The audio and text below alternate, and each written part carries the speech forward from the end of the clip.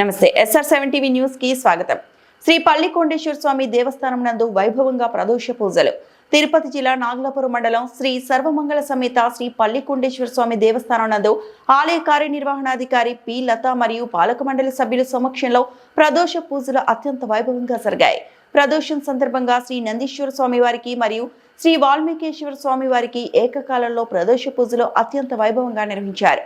అభిషేక అనంతరం స్వామి అమ్మవార్లను మరియు ప్రదోష నందీశ్వర స్వామి వారిని వివిధ పుష్పాలతో సుందరంగా అలంకరించి ధూపదీప నైవేద్యాలు మహాదీపారాధన నిర్వహించడం జరిగింది.